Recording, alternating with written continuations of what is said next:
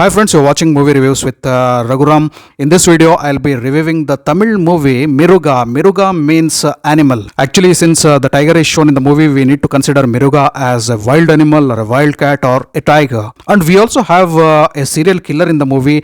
He can also be considered as a Miruga. So there are two Mirugas in the movie, two animals in the movie. The movie is all about the comparison between a human animal and an animal. The question is, who is wilder? Who is dangerous? Who is demonic? Who is to be hated? Is it the animal which behaves in a wild way and hunts down people? Or should you show hatred towards those people who, in spite of being human beings, do not have any human emotions, human values, and they're hunters like animals and hunt down anybody mercilessly, only for greediness, only for selfishness? I know the answer. You too will know the answer. So Miruga is a movie which tries to establish the difference between a man behaving like an animal and animal living in its own sorts, especially the wild animal, and trying to behave like a wild animal.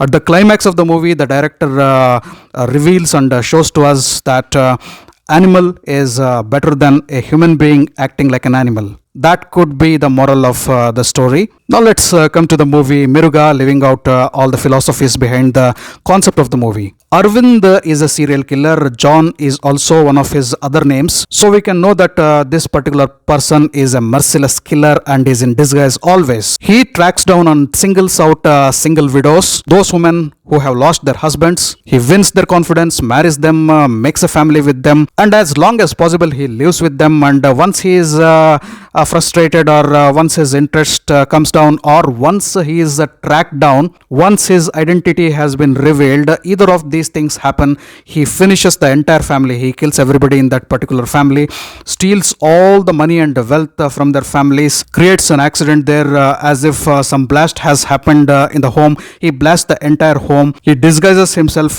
with a hood on, with an umbrella, and escapes from the scenario. Then what he does, he searches one more family like that and gets into the family, gets along with them. Once his identity is revealed, he kills the entire family members, creates a blast there, and escapes from that particular scenario. This is the habit of Mr. Arvind, the serial killer. Then there comes Subhadra, a girl in the scenario. She has some videos of Arvind playing foul in a particular family and killing the family members. She blackmails Arvind and compels him to go to Lakshmi and repeat whatever he is expert at. That is, to copy paste the things in which he is specialized in. So Subhadra wants Arvind to go to Lakshmi, who owns a big tea estate. Not only tea estate, she has plenty of property which worth some millions. Arvind should woo Lakshmi, should marry her, and then settle in her home and loot all the property. Lakshmi is a widow. She has a little daughter. She also has a small sister.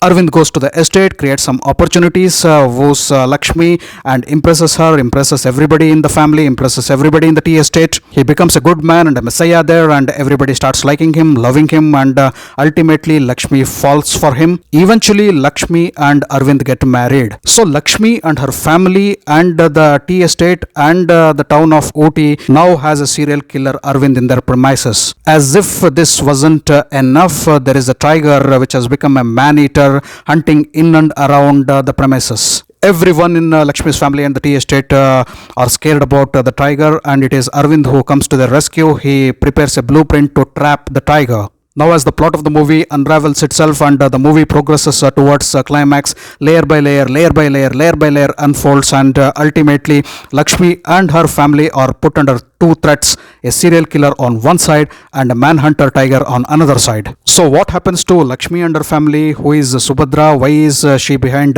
Lakshmi? What happened to the man-eater tiger? Was the tiger captured? Did Lakshmi and family come to know the truth about Arvind, the serial killer? Who became the worst Miruga for Lakshmi and her family?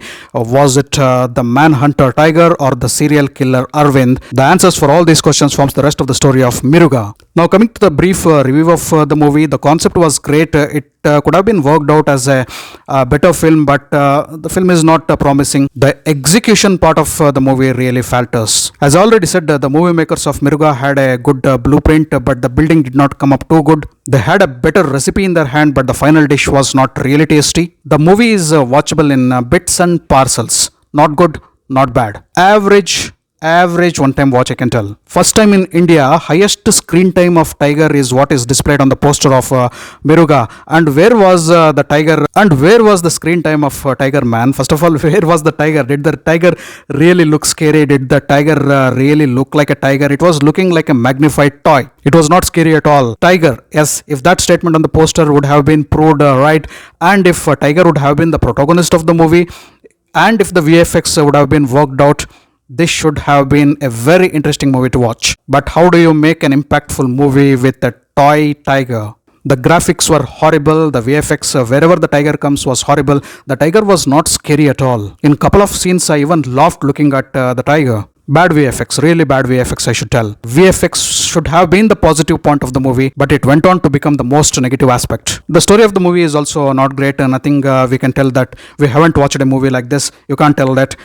It's the known story itself, old stuff I can call. A serial killer trying to steal the property of some XYZ, and a tiger comes into the picture. The tiger is the extra villain here. That's it. That too, a tiger that doesn't look like a tiger. Shrikant plays the role of Arvind or John. As I said, he plays the dual character with altered names. Once he is called Arvind, another time he is called as John. His role is good. He doesn't look really menacing. He's a serial killer actually in the movie. He doesn't look villainish. He looks like a chocolate boy who is forcibly given some negative shades to play. But he is okay. Shrikant is okay. Rai Lakshmi as Lakshmi plays a good role. Her role is decent enough. Dev Gill as ACP Vijay has a very tiny role. Very tiny and negligible role.